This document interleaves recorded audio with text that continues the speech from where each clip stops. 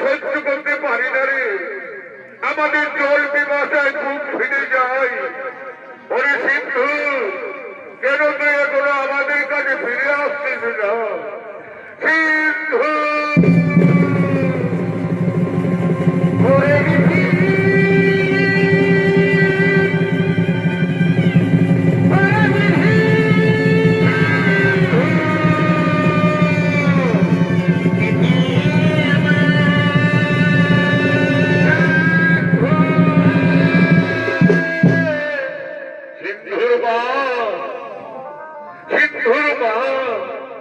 আজ আমার মন বড় চঞ্চল।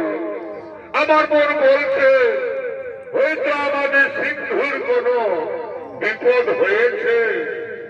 না গো না, তুমি ও কথা বলো না। আমাদের সিন্ধুর কোন বিপদ হতে পারেনি। সে আসবে, সে আমাদের কাছে জল নিয়ে আসবে, আমাদের জল খাওয়াবে, আমরা প্রাণ ফিরে পাবো। তুমি কেঁদো না, তুমি কেঁদো। সিন্ধুর মা, সিন্ধুর মা, ওই তো আমাদের সিন্ধু পায়ের শব্দ শোনা যাচ্ছে। আমাদের সিন্ধু আসছে, আমাদের সিন্ধু জল নিয়ে আমাদের কাছে আসছে। ওরে সিন্ধু, এত কেন দেরি করলি? আয় বাবা, তুই আমাদের কাছে তাড়াতাড়ি আয়, আমাদের জল খাওয়া, আমাদের প্রাণ বাঁচা। দে বাবা, আমাদের গলা শুকিয়ে গেছে। দে বাবা, দে, তুই আর দেরি করিস না রে, আমরা কথা বলতে পারছি না। দে বাবা, তুই আমাদের তাড়াতাড়ি জল খাওয়া। কে আপনি? আমাদের সিন্ধু তো এমন ভাবে আমাদের জল খাওয়ায়নি। তবে কে আপনি? পরিচয় দেন, তা না হলে অভিশাপ দেব। উনি বল, আমি অযোধ্যার মহারাজ দশরথ। অযোধ্যার মহারাজ দশরথ, আপনি এসেছেন? হে রাজন, আমাদের সিন্ধুর সাথে আপনার কি দেখা হয়েছে? আমাদের সিন্ধু গেছিল ওই নদীর পারে জল আনতে, তার সাথে আপনার কি দেখা হয়েছে? মুনিবর, আজ আমি মহাপাপী। মুনিবর, আজ আমি মহাপাপী রাজা দশরথ। কেন রাজা, কি পাপ করেছো তুমি? আমাদের কাছে বলো, কি পাপ করেছো তুমি? মুনিবর, আপনাদের সিন্ধু ওই নদীতে জল তুলতেছিল, আমিও মৃগীর অপেক্ষা করে বসেছিলাম। আমি মনে মনে ভাবলাম হয়তো কোনো হরিণী জল পান করছে। আমি আর কাল বিলম্ব না করি আমি আমার সন্তানে নিবান নিক্ষেপ করি, আর সেই মানে আপনাদের সিন্ধুকে আমি হত্যা করেছি। মুনিবর, আমি হত্যা করেছি।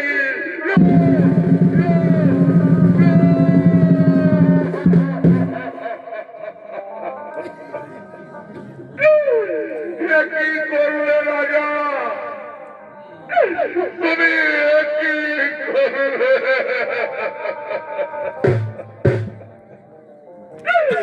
তুমি আজ অন্ধ পিতা মাতার একমাত্র সন্তানকে এই পৃথিবী থেকে কেড়ে নিলে।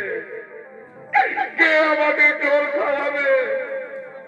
কে আমাদের পথে পথে নিয়ে ঘুরবে? কে আমাদের মুখে অন্ন তুলে দেবে?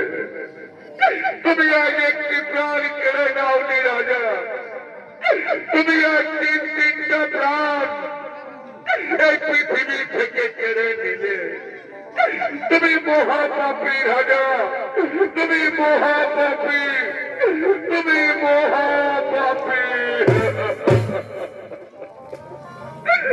হে রাজন, আজ আমরা যেমন আমাদের পুত্র শোকে হাহাকার করতে করতে আমরা প্রাণ ত্যাগ করব। ঠিক একদিন তুমিও তোমার পুত্র শোকে হাহাকার করতে করতে প্রাণ হারাবে রাজা। এই হলো অভিশাপ। হে মুনিবর, আপনার অভিশাপকে আশীর্বাদ মনে করে আমি মাথা পেতে নিলাম। কিন্তু হে মুনিবর, আমার যে কোনো পুত্র সন্তান নেই, আমি যে পুত্র, আমি যে আটপুরা রাজা মুনিবর, আমি যে আটপুরা রাজা দশরথ। কি বললে, কি বললে রাজা? তোমার পুত্র সন্তান নেই? না, তা হতে পারে না। বন্ধুমুনির অভিশাপ কোনদিন বৃথা যাবে না। অচিরে তোমার গৃহে 4টি সন্তান হবে, আর সেই সন্তানের শোকে তুমি একদিন প্রাণ হারাবে রাজা। এই হলো বন্ধুমুনির অভিশাপ। হে রাজন, তুমি একবার আমাদের সিন্ধুর কাছে নিয়ে চলো রাজা। তুমি একবার আমাদের সিন্ধুর কাছে নিয়ে চলো।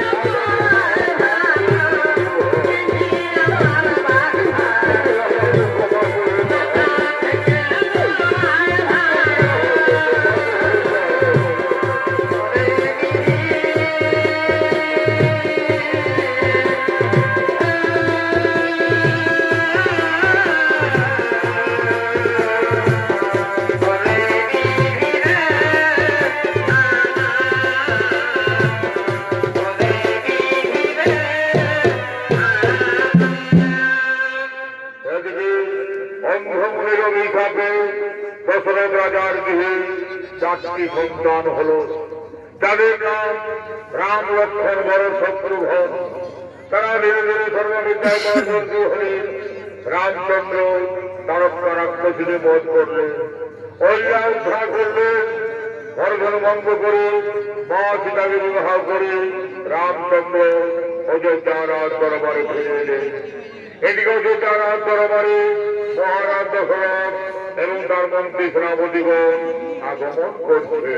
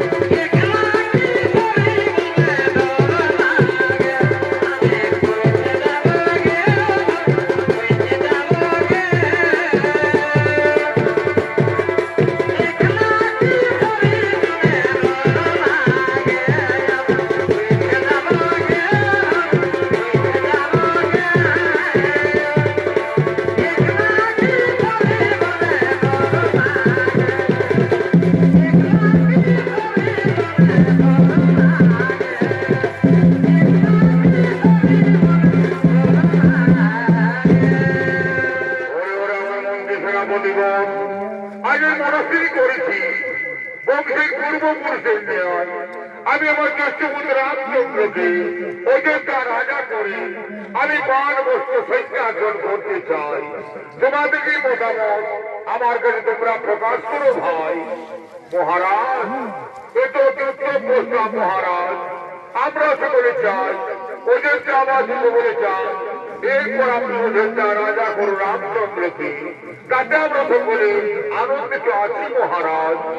ওরে ওরে আমার মন্ত্রী সেনাপতিগণ, তা তোমরা এই মুহূর্তে অযোধ্যার বদলে ঘরে ঘরে সংবাদ জানিয়ে দাও, কাল সুপ্রভাতে আমার জ্যেষ্ঠ পুত্র রামচন্দ্র হবে অযোধ্যা রাজা।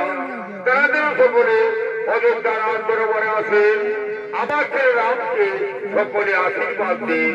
তাই তোমরা এই মুহূর্তে অযোধ্যার বদলে ঘরে ঘরে সংবাদ জানিয়ে দাও।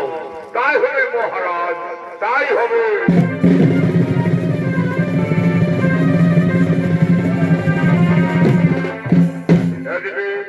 অযোধ্যার বদলে ঘরে ঘরে সংবাদ জানাতে বাদ্যকার আগমন করছে। আমার সামনে যত আকার ছিল, রাম রাম রাম রাম রাম রাম রাম রাম। আমার সামনে যত আকার ছিল, সহদিন শেখায় রে পায়ের ঠুকায়। বাবলু আমি যে ঢাকনা খুলে দিল রে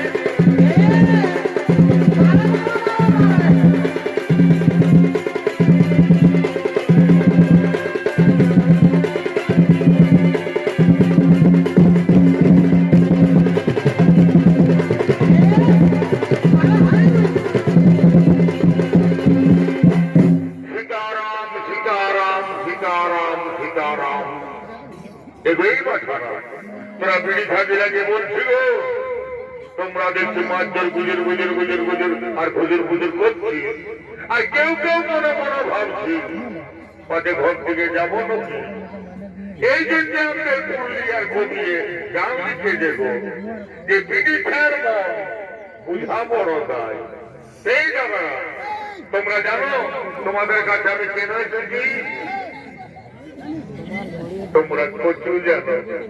তোমরা তো মনে মনে ভাবছো যে তোমাদের গ্রামের কাজ ফুটবল খেলা হবে, ঘন্টা পর সেটা বলবে ঘন্টা আস্তে আস্তে তোদের পাল্লায় পড়বে। এই তারা মদ গাঁজা খায় তোরে,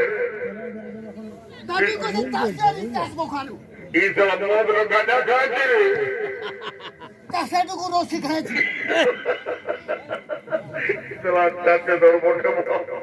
ভালো করে বলবে, আমার মনে হচ্ছে ভুলিয়ে যায় যে মদ গাঁজা খায়।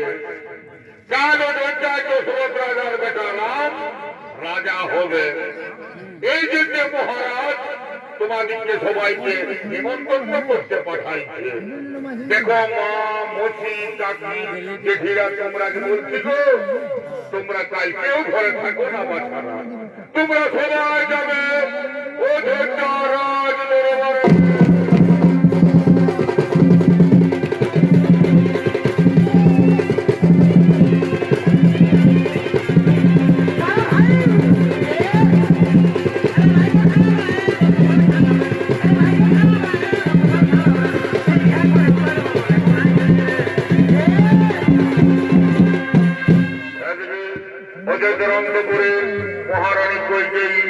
সেখানকার দাসীগণ আগমন করছে।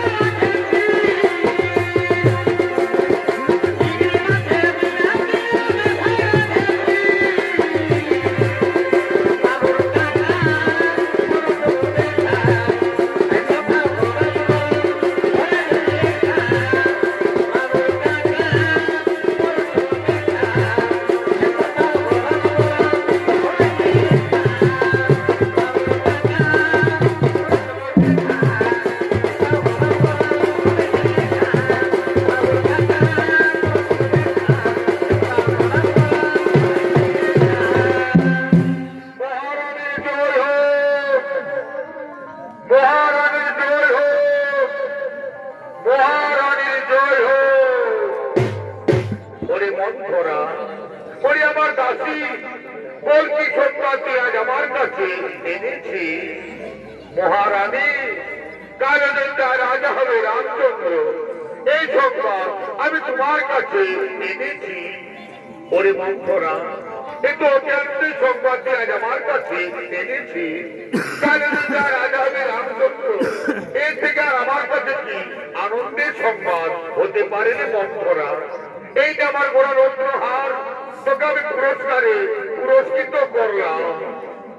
ছি মহারানী, রাম রাজা হবে আর তোমার তো আনন্দ কিসে? নারে মন্থরা, তুই মতো আমার বলিস না, রাম আমার জ্যেষ্ঠ পুত্র, সে আমাকে সর্বক্ষণ বাবা বলে ডাকে, তাই রাম রাজা হলে আমার কোনো দুঃখ নেই রে মন্থরা।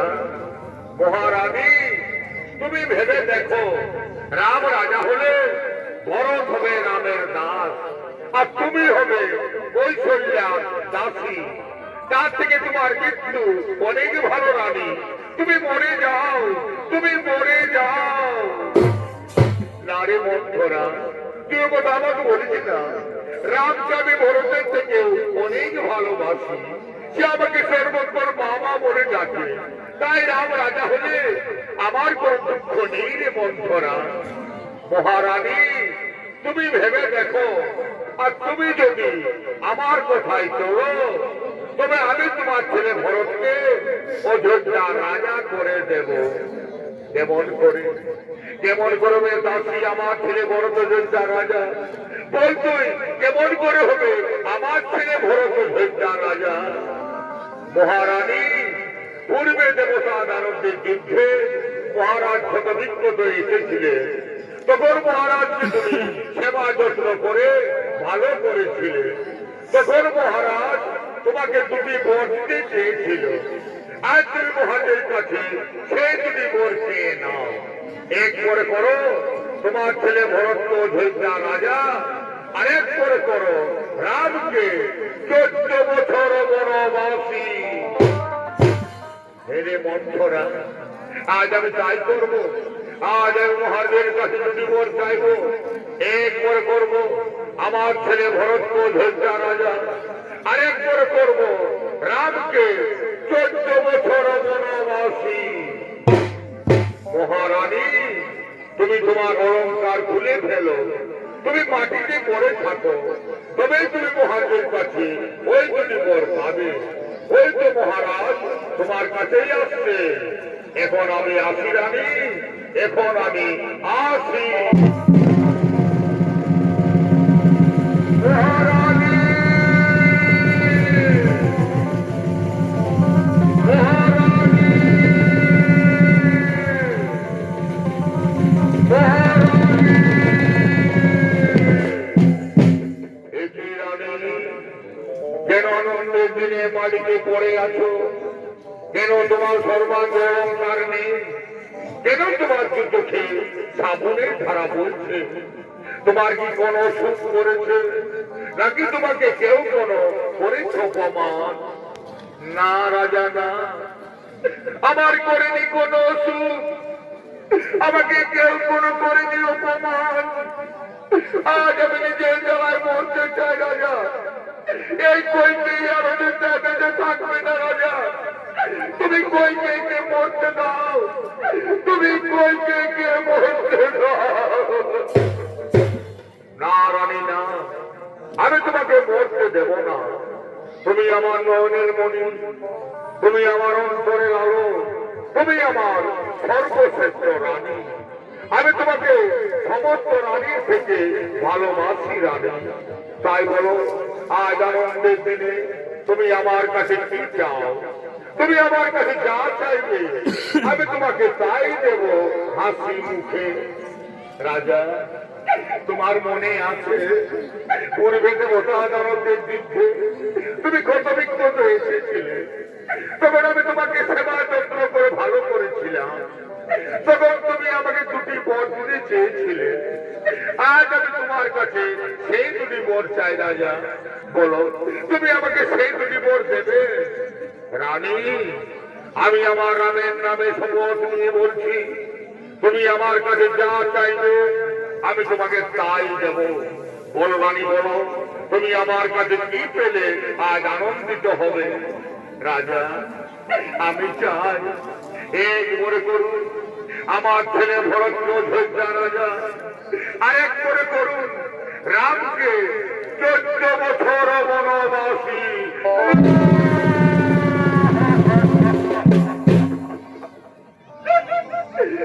না রানী না, তুমি এই মোর আমার কাছে চেও না, তুমি অন্য মোর আমার কাছে চাও, তুমি অন্য মোর আমার কাছে যা চাইবে আমি তোমাকে তাই দেব, কিন্তু তুমি আমার কাছে এই মোর চেও না।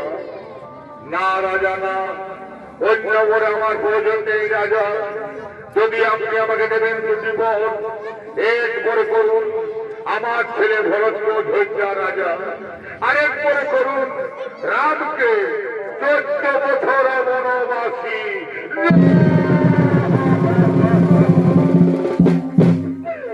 কোথায় বলছিল তুমি? মস্তকে যে বড় আমার চূর্ণ বিচূর্ণ করে দাও দেহ আমার।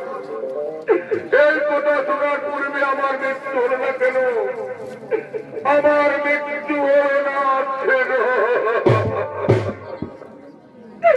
রানী, আমি তোমার কোথায় হইল ভরতকে অযোধ্যা রাজা করে দেব, কিন্তু তুমি আমার রামকে বনে দিও না রানী, তুমি আমার রামকে বনে দিও না। রাম বিনা দশরথ রাজা বাঁচবে না রানী, তাই তুমি আমার রামকে বনে দিও না, তুমি আমার রামকে বনে দিও না। পিতা, পিতা, পিতা, একে পিতা কেন সিংহাসন ছেড়ে মাটিতে পড়ে আছে? কি হয়েছে আপনার? কেন আপনি আমার সাথে কথা বলছেন না? মা, মাগো, তুমি তো সকলেই জানো মা, কি হয়েছে আমার পিতা? কেন উনি আমার সাথে কথা বলছেন না? ওরে রাম, তোর পিতা আজ আমার কাছে অঙ্গীকারাবদ্ধ, আজ আমি ওনার কাছে দুটি বর চেয়েছি, এক করে করতে হবে আমার ছেলে ভরতকে অযোধ্যা রাজা, আর এক করে হবে তুমি 14 বছর বনবাসী। মা, এই কথা মা, এই জন্য আমার পিতা পড়ে আছেন মাটিতে। না পিতা না, উঠুন আপনি, সিংহাসন গ্রহণ করুন, ভরতকে কোন অযোধ্যা রাজা, রাম হবে 14 বছর বনবাসী। হে পিতা, আজ আমার কি পরম সৌভাগ্য যে আমি আমার পিতা মাতার ঋণ শোধ করতে আমি চলে যাব 14 বছর বনবাসে। বিদায় পিতা, বিদায় মাতা, বিদায় অযোধ্যাবাসী, তোমরা আমাকে বিদায় দাও। রাম, তুই আমাকে ছেড়ে যাস রে রাম, তুই আমাকে ছেড়ে যাস রে। বিদায় পিতা, বিদায় মাতা, বিদায় অযোধ্যাবাসী।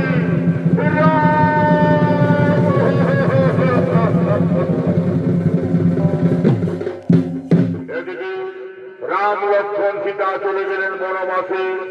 সেই সংবাদে অযোধ্যা মহারাজ দশরথের মৃত্যু হল। এদিকে রাম লক্ষ্মণ সীতা চিত্রকূট পর্বতে আগমন করছে।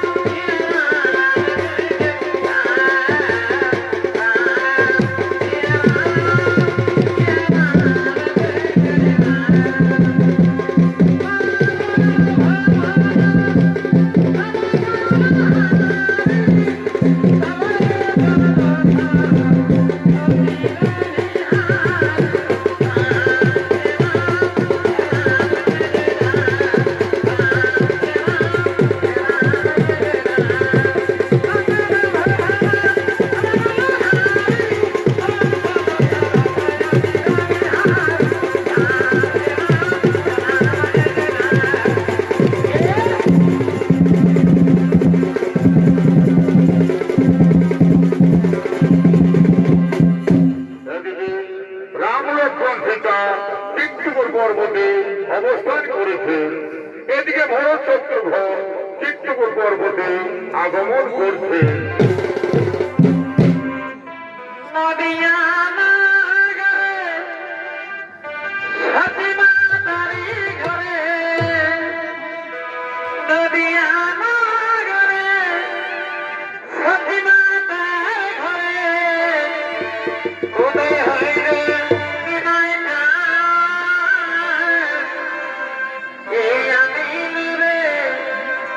কোথায় ছিল রে মধুমা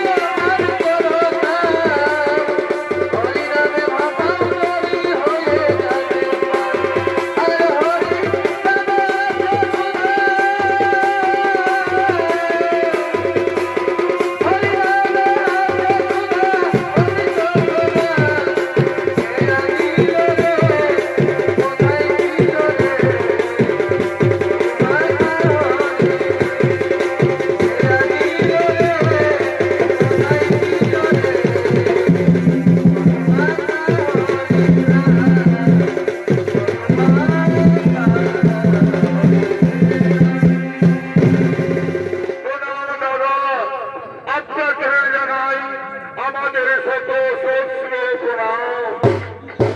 ওরে ভাই ভরত, ওই কেন তুই অযোধ্যা ছেড়ে চিত্তপুর পর্বতে এসেছিস ভাই?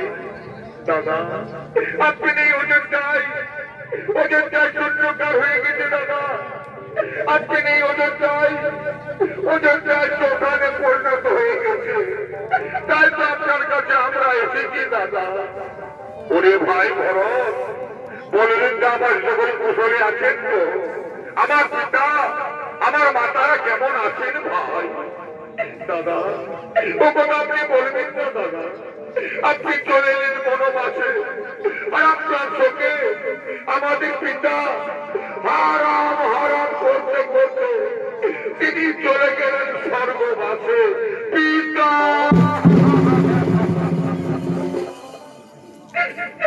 ওরে ভাই ভরত, একই কথা শোনালে ভাই আজ তুই আমাকে, একই কথা শোনালে ভাই আমাকে।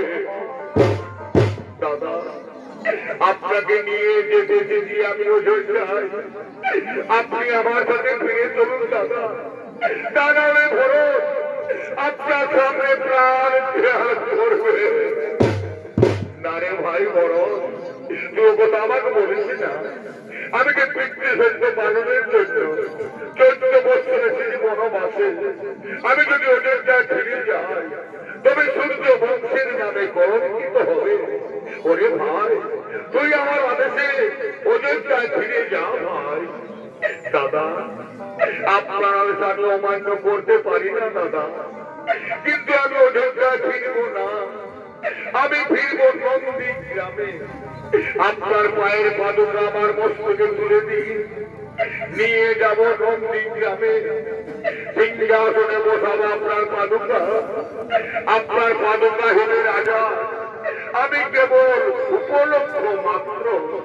ওরে ভাই, এই কথা, এই যে আমার পায়ের পাদুকা, দিন দাদা, দিন আমার মস্তকে তুলে আমি নিয়ে যাব নন্দী গ্রামে।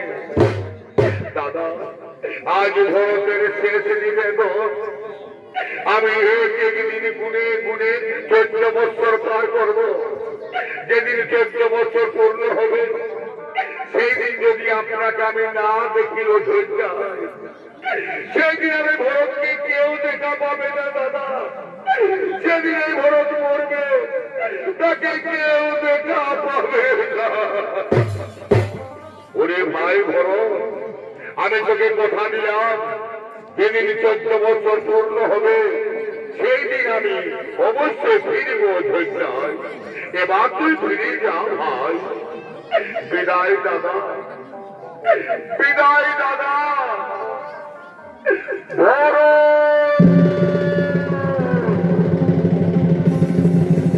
বিদায় দাদা।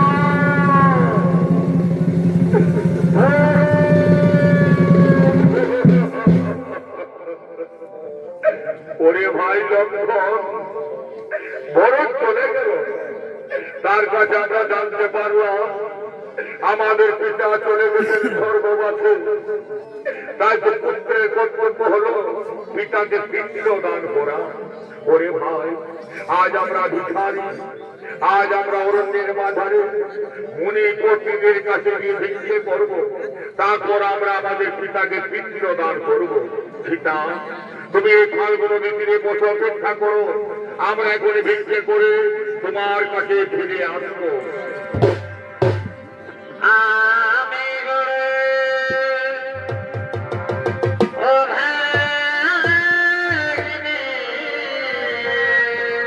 আজ ভগবান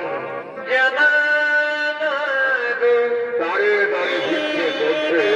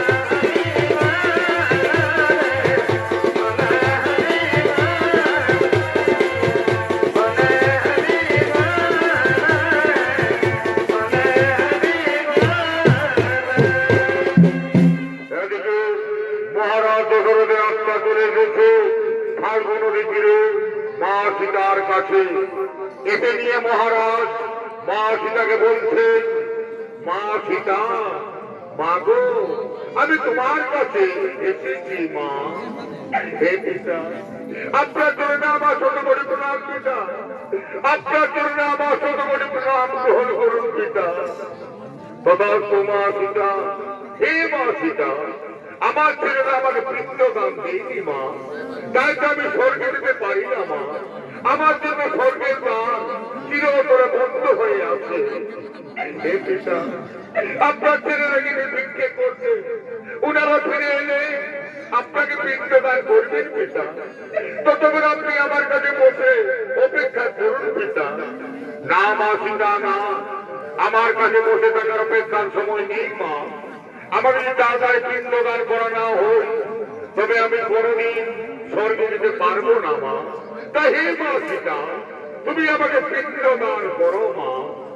হে পিতা, আজকে আমার কাছে কিচ্ছু নেই পিতা, আজকে আপনার পুত্র বধূ ভিখারিনী পিতা, আজ আমি আপনাকে কিসের পিণ্ডদান করবো পিতা, আজ আমি আপনাকে কিসের পিণ্ডদান করবো পিতা। হে মা সীতা, তুমি আমাকে ফাল্গুন দিকে বালির পিণ্ডদান করো মা। আমি সেই বালির পিণ্ডকে এক্ষুনি চলে যাবো স্বর্গবাসে। হে পিতা, হে, আজ আমি তাই করবো পিতা, আজ আমি আপনাকে বালির পিণ্ডদান করবো পিতা। সাক্ষী থাকো ভাগ্যবানে, সাক্ষী থাকো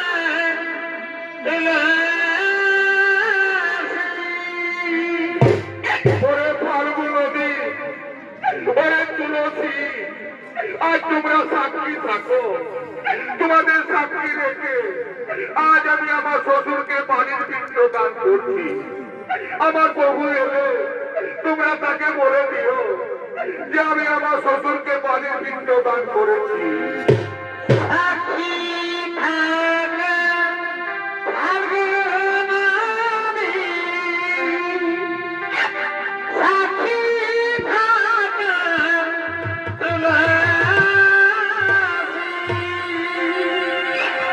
সাক্ষী থাকো কত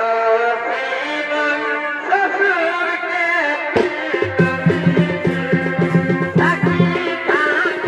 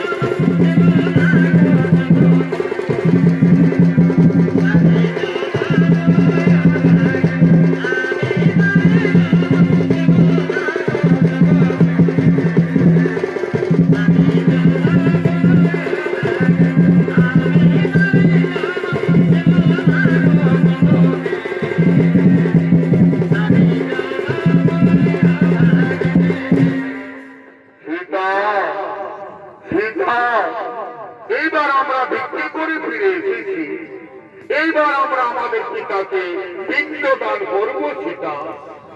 হে প্রভু, আপনি চলে গেলেন ভিক্ষা করতে, তখনই আমাদের পিতা আমার কাছে এসেছিলেন এই ফাল্গু নদী তীরে। এখানে উনি আমাকে বালির পিণ্ড চাইলেন, আমি উনাকে বালির পিণ্ড দান করলাম, আর উনি চলে গেলেন স্বর্গবাসে। সীতা, কেন তুমি আমার কাছে মিথ্যা কথা বলছো? আমার পিতা তো এইখানে আসতে পারেননি সীতা।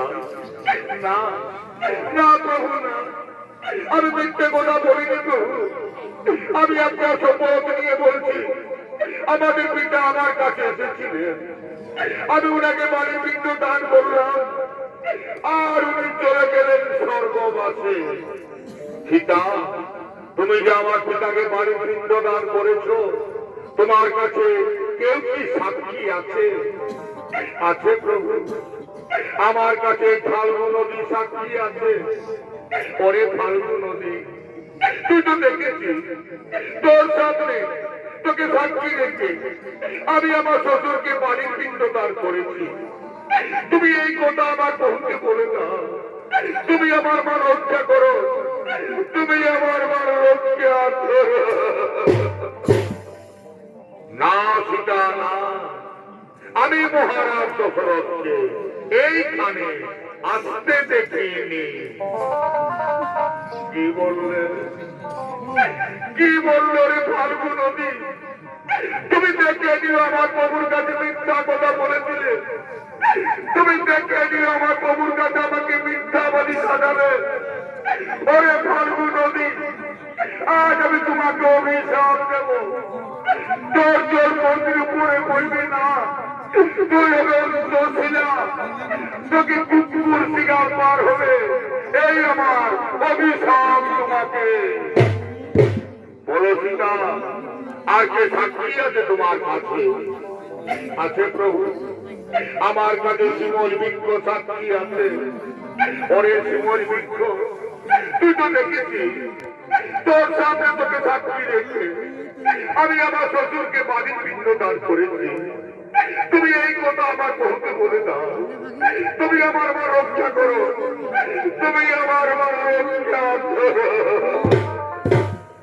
না সীতা, না, আমি মহারাজ দশরথকে এইখানে আসতে দেখিনি।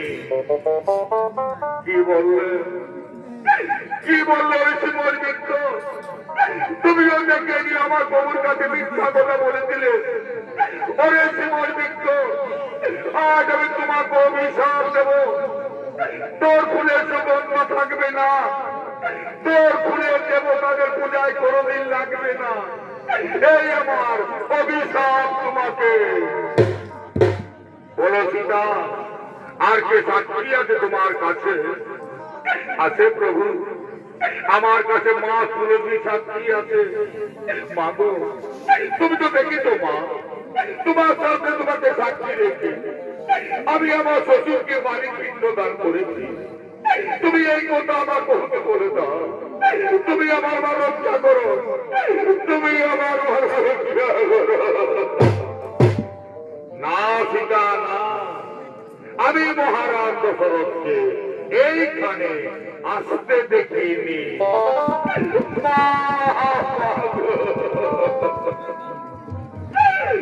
মাগো তুলসী, তুমিও মিথ্যা কথা বলেছিলে মা, তুমি দেখে নিও আমার প্রভুর কাছে মিথ্যা কথা বলেছিলে, তুমি দেখে নিও আমার প্রভুর কাছে আমাকে মিথ্যাবাদী সাজাবে।